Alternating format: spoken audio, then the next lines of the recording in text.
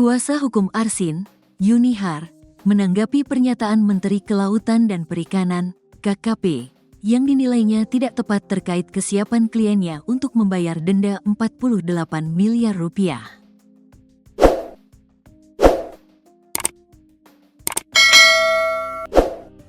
Yunihar menilai, pernyataan tersebut keliru dan mengaku pihaknya belum menerima pemberitahuan resmi mengenai perkara tersebut.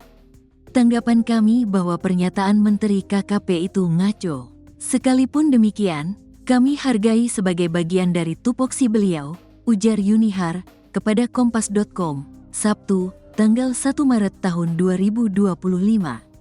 Menurut Yunihar, kliennya, Arsin, yang saat ini berada dalam tahanan, belum mendapatkan informasi resmi terkait pernyataan yang disampaikan Menteri KKP.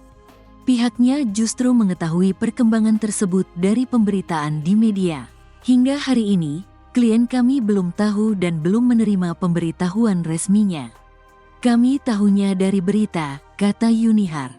Ia menegaskan bahwa apabila pemberitahuan resmi telah diterima, pihaknya akan segera mendiskusikan langkah hukum yang akan diambil bersama kliennya.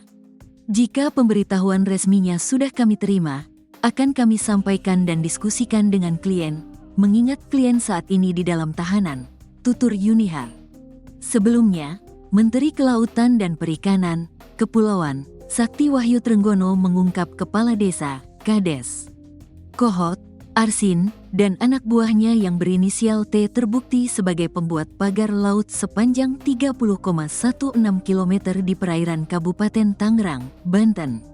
Hal ini diungkap Sakti saat memaparkan hasil investigasi soal pemilik pagar laut.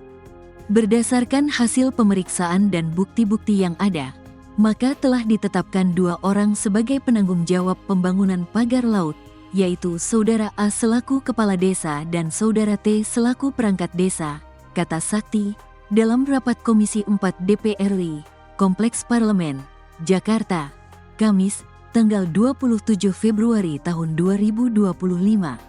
Sakti mengatakan, kedua pelaku disangsi berupa denda administrasi sebesar 48 miliar rupiah.